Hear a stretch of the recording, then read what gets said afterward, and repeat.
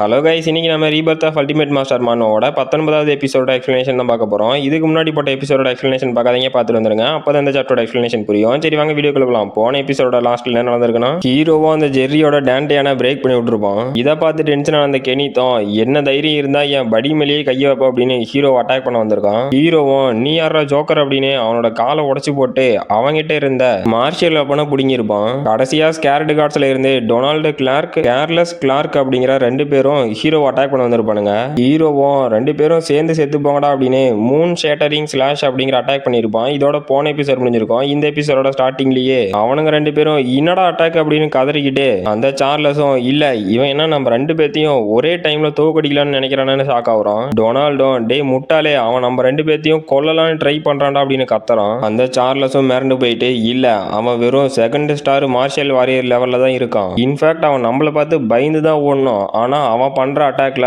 நான் ரொம்பவே த்ரெட்டை ஃபீல் பண்றேன். என்னடா ஃபீலிங் அப்படின்னு ஷாக் ஆகிட்டு அவனுங்க ரெண்டு பேரும் கான்சென்ட்ரேட் பண்ணி கேரட் கார்டு ஸ்பியர் ஷூட் அப்படிங்கிற ஒரு அட்டாக்கை ஹீரோ நோக்கி லான்ச் பண்றானுங்க. ஹீரோவும் என்னது கம்பைன்டு டெக்னிக்கா அப்படின்னு ஆடி போயிட்டு இப்போ இந்த அட்டாக்கை எப்பரா பிளாக் பண்ணிட்டோம் அப்படின்னு ஷாக்லயே இல்ல நான் தோக்க போறேனா அப்படிங்கிறான். பார்த்தா அவனோட ஸ்வாடு ஹீரோ கையை விட்டு போயிருச்சு. அவனும் அந்த அட்டாக்ல பறந்து போய் விழுவுறான். எலிசபெத்தும் ஹீரோட நிலைமையை பார்த்து ஷாக் ஆகிட்டே இல்ல கண்டிப்பா கிரிவினால ரெண்டு ஸ்கேர்டு கார்ட்ஸ் பண்ண அட்டாக்கோட ஃபோர்ஸை தாங்க முடியாது. அப்புறம் இவனோட கண்டிஷனும் இருக்க மோசமாயிட்டே போகுதுன்னு ஷாக்லயே பாக்குறா. ஹீரோவும் எலிசபெத் இங்க இருந்து ஓடு அப்படிங்கிறான். எலிசபெத்தும் இல்ல இப்ப என்னாலையும் எதுவும் பண்ண முடியாது, நான் சீக்கிரமா இங்க இருந்து போய் ஹெல்ப்புக்கு ஆளை கூட்டிட்டு வரணும் அப்படின்ட்டு ஓடுறா. அந்த கெனித்தும் டே அந்த பொண்ணு இங்க இருந்து ஓடக்கூடாது, அவளை போய் பிடிச்சிட்டு வாடான்னு கத்துறான். அப்ப அந்த டொனால்டும் சார்லஸும் வந்து பார்த்துட்டு சார்லஸும் இல்ல ஒரு செகண்ட் ஸ்டார்ல இருக்க மார்ஷியல் வாரியர் ரெண்டு ஸ்கேர்டு கார்ட்ஸை ஃபோர்ஸ் பண்ணி அவங்களோட கம்பைன்டு அட்டாக்கை யூஸ் பண்ண வச்சிருக்கான். என்னோட வாழ்நாள்லயே இந்த மாதிரி ஒரு சுச்சுவேஷன் வரும் அப்படின்னு கொஞ்சம் கூட எதிர்பார்க்கல.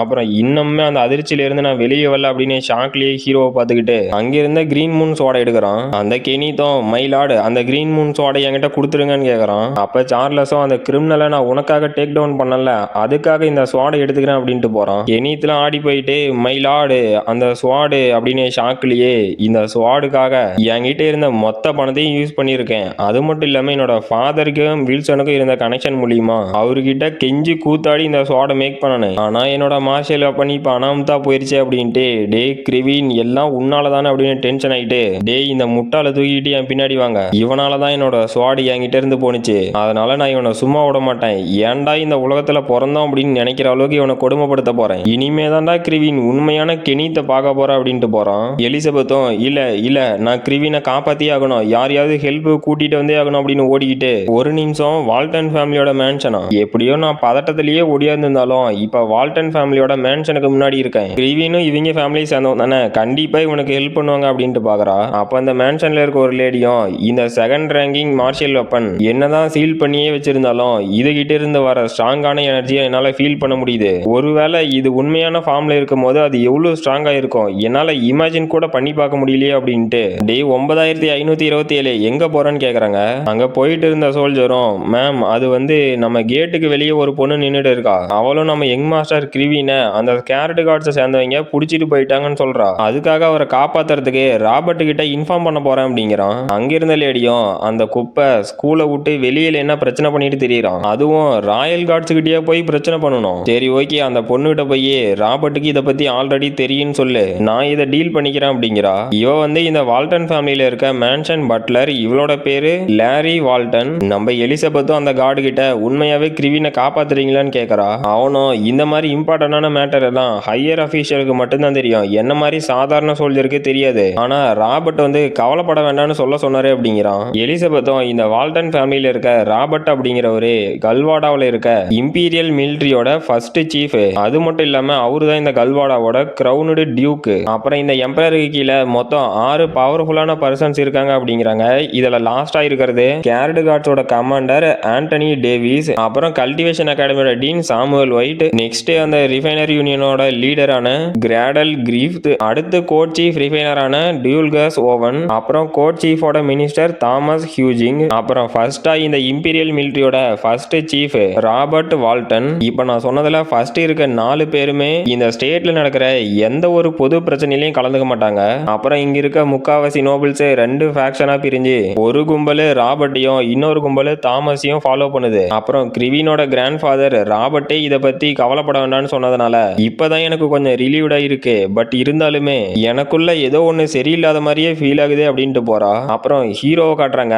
அவனும் ரொம்பவே மோசமான நிலைமையில இல்ல, இப்ப என்னோட நிறைய மெரிடியன்ஸ் டேமேஜ் ஆயிருச்சு. இன்ஃபேக்ட் இப்ப என்னால மூவ் கூட பண்ண முடியல அப்படின்ட்டு என்னடா இது அப்படின்னு முன்னாடி இருக்கிறத பார்த்து ஷாக் ஆகுறான். அங்க பார்த்தா நிறைய கண்கள் ஹீரோவை பாக்குற மாதிரி இருக்கு. ஹீரோவும் அதை பார்த்து ஷாக் ஆகுறான். அடுத்த சாப்டரோட ஸ்டார்டிங்ல ஹீரோ இருக்க இடத்த பத்தி சொல்றாங்க. இது வந்து அந்த ரிச்சர்ட்ஸோட பிரைவேட் பிரிசன். அங்க இருக்க ஒரு பெரியவரும் கடைசியா நீ எந்திரிச்சிட்ட போல அப்படிங்கிறாரு. ஹீரோவும் இது என்ன இடம்னு கேக்குறான். அந்த பெருசுமே ரொம்ப மோசமான நிலைமையில சிரிச்சுக்கிட்டே இதுதான் ரிச்சர்ட்ஸோட பிரைவேட் பிரசன். அப்புறம் இங்க இருக்க ஒரு சில காட்ஸே கெனித்தே உன்னோட கையை உடைக்க சொன்னதா சொல்லி பேசிட்டு இருந்தாங்க. அப்படி என்னடா பண்ணன்னு கேக்குறாரு. ஹீரோவும் அது இருக்கட்டும், இந்த ரிச்சர்ட்ஸோட பிரைவேட் பிரசன் இது அந்த கேபிட்டல்லே இருக்குன்னு கேக்குறான். அந்த பெருசும் கேபிட்டல் இருக்க பிரசன் வந்து ரொம்பவே ஆபத்தான கிரிமினல்ஸை அடைக்கிற இடம். ஆனா இது எதுக்குமே சம்பந்தப்படாத ரிச்சர்ட்ஸோட பிரைவேட் பிரசன். இங்க இருந்து அந்த ரிச்சர்ட்ஸ் நினைக்காம நம்மளால வெளியே போக முடியாது அப்படிங்கிறாரு. ஹீரோவும் என்னது ரிச்சர்ட்ஸுக்குன்னு தனியா பிரைவேட் பிரசனா? அந்த முட்டாள் என்ன தைரியம் இருந்தா அவனுக்குன்னு தனியா ஒரு பிரசனை கிரியேட் பண்ணி வச்சிருப்பான். நான் இங்க இருந்து வெளியே போனதும் வேலையை அவனுக்கு பனிஷ்மெண்ட் வாங்கி கொடுக்கறதுதான் அப்படிங்கிறான். அந்த பெருசும் என்னது வெளியே போய் அவனுக்கு பனிஷ்மெண்ட் வாங்கி கொடுக்க போறியா? ஏண்டா வாண்டே, நீ இருக்கிறதோ அந்த ரிச்சர்ட்ஸோட பிரைவேட் பிரசனு. அதுலயும் அவனோட பையன் கெனித்தோட கை கால்லாம் உடைச்சிட்டு வந்து இங்க படுத்துட்டு கிடக்குற. ஆனா நீ என்னன்னா அசால்ட்டா இங்க இருந்து தப்பிச்சு போறான் அப்படின்னு சொல்லிட்டு இருக்க. சரி அங்க கொஞ்சம் பாரு. அங்க இருக்கவன் 8 வயசுல இந்த ரிச்சர்ட்ஸ் கிட்ட இருந்து வெஜிடபிள்ஸை திருடிட்டான் அப்படிங்கறதுனால இந்த ஜெயில கூட்டிட்டு வந்து போட்டாங்க. ஆனா இப்ப அவனுக்கு 48 வயசு ஆகுது. இப்போ உன்னோட ஏஜை வச்சு பார்க்கும்போது உனக்குமே ஒரு மினிமம் 30-40 வருஷத்துக்கு மேல இந்த ஜெயிலே தான் வாழ்க்கை போவோம் அப்படிங்கிறான். ஹீரோவும் இன்னாது 40 வருஷமா இந்த ஜெயில இருக்கானா அப்படின்னு ஷாக் ஆயிட்டு பெருசு அவன் வேற நான் வேற, என்னால இங்க இருந்து கண்டிப்பா தப்பிச்சு போக முடியும் அப்படிங்கிறான். அவரும் டே முட்டாள், நீ கனவு காண்றதை நிறுத்திட்டு உன்னோட ஃபேட் அக்செப்ட் பண்ணிக்கோ. இந்த இடத்துக்கு லக்கிலி டெய்லியுமே ஒரு வேளை சாப்பாடு வரும். இருந்தாலும் அது கெட்டு போய் தான் இருக்கும். நமக்கு வேற வழி இல்ல அப்படிங்கிறாரு. ஹீரோவும் யோ பெருசே கொஞ்சம் பொறுத்து இருந்து வாட்ச் பண்ணு அப்படின்ட்டு அவனோட அல்டிமேட் பாடி கல்டிவேஷன் மெத்தட்ல ஃபிளெக்சிபிள் ரெக்கவரி டெக்னிக் அப்படின்னு ஒரு டெக்னிக் யூஸ் பண்றான். அந்த 40 வருஷமா இந்த ஜெயில இருந்தால அவனும் இன்னொரு முட்டாள் இங்க வந்துட்டானா. சரி யாரும் கவலைப்படாதீங்க, அவனே விட்டு கொடுத்துட்டு சீக்கிரமா இந்த பிரசனுக்கு அடாப்ட் ஆகிப்பான் அப்படிங்கிறான். அங்க இருக்க மீதி கைதிங்க கூட ஆமா ஆமா அவன் சீக்கிரம் விட்டு கொடுத்துரும் அப்படின்னு தான் பேசிட்டு இருக்கானுங்க. ஹீரோவும் என்னோட டேண்டியான்ல இருக்க பவர் என்னோட டேமேஜ் ஆன மெரிடியன்ஸை ஹீல் பண்றதை என்னால ஃபீல் பண்ண முடியுது. எனக்கு தெரிஞ்ச வரைக்குமே இந்த அல்டிமேட் பாடி கல்டிவேஷன் மெத்தட் தானே இருக்கிறதுலே ஒன் ஆஃப் தி பெஸ்ட் அப்படிங்கிறான். அப்புறம் இந்த ரிஃபைனர் யூனியனோட 4th ஃப்ளோர்ல காட்டுறாங்க. நம்ம ஜான்ஸ்லாம் அடி போயிட்டு மிஸ் நைடா நீங்க ஒன்றும் ஜோக் பண்ணல இல்ல, கிரிவின் எப்படி காணாம போவான்னு கேட்கறான். நைடாவும் நானும் அகாடமி ஃபுல்லா சர்ச் பண்ணி பார்த்துட்டேன், எந்த இடத்துலயும் கிரிவினை காணோம். அது மட்டும் இல்லாம அவனோட ஃப்ரெண்ட்ஸும் கிரிவினை ரீசெண்டா பார்க்க கிடையாது அப்படிங்கிறாங்க. ஜான்ஸும் ஆடி போயிட்டு ஓ நோ இல்ல இல்ல ஹோ நோ என் கதை முடிஞ்சு அப்படின்னு தலையில கையை வச்சுட்டு உட்காந்துட்டான். நைடாவும் மிஸ்டர் டாடு கிரிவின் இல்லைன்னா கவலைப்படாதீங்க, நான் உங்களுக்கு வேற அசிஸ்டன்ட்டை அரேஞ்ச் பண்ணி கொடுக்குறேன். நம்ம சீக்கிரமா பிரின்சஸை டிவைன் அக்குபஞ்சர் டெக்னிக்னால ஹீல் பண்ணியாகணும் அப்படிங்கிறாங்க. அந்த டியூல் கேஸ் ஓவனும் ஆமா நம்ம லேட் பண்ண முடியாது, உனக்கு அசிஸ்டன்ட் வேணும் அப்படின்னா நானே உன்னோட அசிஸ்டண்டா இருக்கேன் அப்படிங்கிறாரு. அப்ப கிரீஃப்தும் ஆமா பிரின்சஸ் டெய்லியும் 3 வேளையுமே மெடிசன் எடுத்துட்டாலும் கூட அவங்களோட கண்டிஷன் லிட்டில் பிட் கூட இம்ப்ரூவ் ஆக மாட்டேங்குது. நம்ம சீக்கிரமா அந்த டிவைன் அக்குபஞ்சர் மெத்தடை பர்ஃபார்ம் பண்ணியாகணும் அப்படிங்கிறாரு. அப்ப ஜான்ஸும் அந்த கிரிவின் உண்மையிலேயே பிளே பை தான் போல, சரி அதை பத்தி பேச டைம் இல்ல, அவன் வந்தோட்டி அவனுக்கு கண்டிப்பா பனிஷ்மெண்ட் கொடுத்தே ஆகணும். அப்புறம் இப்போ உண்மையை சொல்றதை தவிர வேற வழியும் இல்ல போல அப்படின்னு கதறிக்கிட்டு எல்லா உண்மையும் சொல்லி முடிச்சிட்டான். இதை கேட்டு அங்கிருந்த மொத்த பேரும் சைலண்ட் ஆயிட்டு அந்த டியூல் கேஸ் அவனும் வெறி ஆயிட்டு டே ஜான்ஸ் டாடு பிரின்சஸோட லைஃபை வச்சு என்னடா நீ அவனும் விளையாண்டுட்டு இருக்கிறீங்க அப்படின்னு முறைக்கிறான். அந்த கிரீஃப் தோன் டே ஜான்ஸ் உன்னோட மூளையை கழட்டி எங்க பீரோல வச்சுட்டு போயும் எப்படி அந்த பொடி பையனால டிவைன் அக்குபஞ்சரை பர்ஃபார்ம் பண்ண முடியும் அப்படின்னு கத்திட்டு இருக்காரு. ஜான்ஸும் ஐயா சாமி நான் சொல்றத ஒரு நிமிஷம் கேளுங்க அப்படின்னு கதறிக்கிட்டு இருக்கான். டியூல் கேஸ் ஓவனும் சரி ஓகே ஜான்ஸை பிடிச்சி ஜெயில போடுங்க, அவனை சீக்கிரமாவே எக்ஸிக்யூட் பண்ணும் அப்படிங்கிறான். இதை கேட்டு ஜான்ஸும் மிரண்டு போயிட்டு என்ன அது தூக்குல போட போறீங்களா மிஸ்டர் ஓவன், தயவு செஞ்சு கிரிவினை நம்புங்க, அவன் கண்டிப்பா பிரின்சஸை காப்பாத்தும் அப்படின்னு அந்த ஓவனோட காலை பிடிச்சிட்டு கதறான். அந்த ஓவனும் செத்து போட முட்டாள் அப்படின்னு நம்ம ஜான்ஸை தூக்கி போட்டு டே நீ இப்ப பண்ணது எவ்வளவு பெரிய குற்றம்னு உனக்கு தெரியுமா தெரியாதா, நீ உனக்கே டிவைன் அக்குபஞ்சர் மெத்தட் தெரியும் அப்படின்னு எங்ககிட்ட பொய் சொல்லியிருக்க. இப்போ பிரின்சஸ் இருக்க நிலைமைக்கு மெடிசன்ஸை வச்சு கூட அவங்களோட டிசீஸை கண்ட்ரோல் பண்ண முடியல. இப்போ நம்ம வேற ரிஃபைனர் கிட்ட ஹெல்ப் கேட்கறதுக்கு கூட ரொம்ப லேட் ஆயிருச்சு. நீ பண்ண கிரைமுக்கு கண்டிப்பா சாக தான் போற. இப்போ போய் நான் மெஜஸ்டி கிட்ட இதை பத்தி எக்ஸ்பிளனேஷன் கொடுக்க போறேன் அப்படின்ட்டு போறான். நம்ம நைடாவும் ஓவன் ஒரு நிமிஷம் நில்லுங்க அப்படிங்கிறாங்க. அவனும் என்ன வேணும், அந்த கிரிவின் உன்னோட ஸ்டூடெண்ட் ஸ்டூடெண்ட்டுங்கிறதுனால அவனை காப்பாத்தலான்னு பாக்குறியா? நீ இப்ப என்ன தடுத்ததை மட்டும் நான் மெஜஸ்டி கிட்ட சொன்னேன் அப்படின்னா உனக்கும் சேர்த்து பனிஷ்மெண்ட் கிடைக்கும் அப்படிங்கிறாரு. நைடாவும் என்னால கரெக்டா சொல்ல முடியாது, ஆனா நான் கிரிவினோட அட்வைஸை கேட்டு தான் ஒரு ரிஃபைனராகவே மாறி இருக்கேன். ஆனா அந்த அட்வைஸை எனக்கு இன்டென்ஷனலா சொன்னானா என்னன்னு தெரியல அப்படிங்கிறாங்க. அந்த ஓவனும் ஒரு பொடி பையனோட நார்மல் அட்வைஸை கேட்டுட்டே நீ ரிஃபைனரா மாறினு சொல்ற, அப்படியே அவனுக்கு டேலண்ட் இருந்தாலும் அவனால டிவைன் அக்குபஞ்சரை பர்ஃபார்ம் பண்ண முடியுமான்னு கேக்குறாரு. நைடாவும் அவனால டிவைன் அக்குபஞ்சரை பர்ஃபார்ம் பண்ண முடியுமா என்னன்னு சொல்ல முடியாது, ஆனா ரீசெண்டா கோர்ட் சீஃப் மினிஸ்டரோட கிராண்ட் சன்னான ரயானை சிங்கிள் மூல தோக்கடிச்சான் அப்படிங்கிறாங்க. அந்த ஓவனும் இப்ப அதுக்கு என்னன்னு கேக்குறாரு.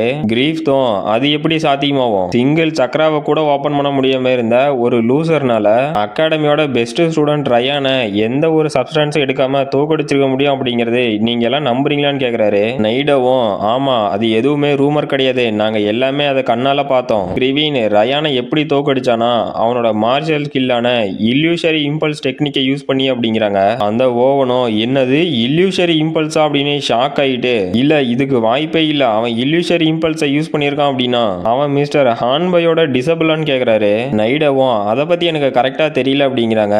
அந்த ஓவனும் அவன் மட்டும் மிஸ்டர் ஹான்பையோட டிசபிளா இருந்தான் அப்படின்னா கண்டிப்பா அவனால டிவைன் அக்குபஞ்சரை பர்ஃபார்ம் பண்ண முடியும் அப்படிங்கிறாரு. அந்த கிரீஃப் தான் நான் இதுக்கு முன்னாடியே கிரிவினோட கண்டிஷனை பத்தி கேள்விப்பட்டிருக்கேன், ஆனா எப்படி அவனால அவனோட புரோக்கன் மெரிடியன்ஸை கனெக்ட் பண்ண முடிஞ்சுச்சு, எனக்கு இதுவே ஒரு பெரிய கேள்வியா இருக்கும் போது நீங்க ரயானை இல்லூஷரி இம்பல்ஸ் டெக்னிக்கை யூஸ் பண்ணி தோக்கடிச்சிருக்கான்னு சொல்றீங்க, என்னால இதை சுத்தமா நம்ப முடியல, நம்பாமே இருக்க முடியல அப்படின்னு ஷாக்லயே இருக்காரு. அந்த டியூல் கேஸ் ஓவனும் கிரீஃப் தே உங்களோட மொத்த பவரையும் யூஸ் பண்ணி இந்த ஒட்டுமொத்த கண்ட்ரி ஃபுல்லா சர்ச் பண்ணி கிரிவினை சீக்கிரமா கண்டுபிடிங்க அப்படிங்கிறான். அப்புறம் இதோட இந்த எபிசோட் முடிஞ்சு போச்சு. இந்த வீடியோ பிடிச்சிருந்துச்சு மறக்காம லைக் பண்ணுங்க, ஷேர் பண்ணுங்க, சப்ஸ்கிரைப் பண்ணுங்க. நாம அடுத்த வீடியோல பார்க்கலாம்.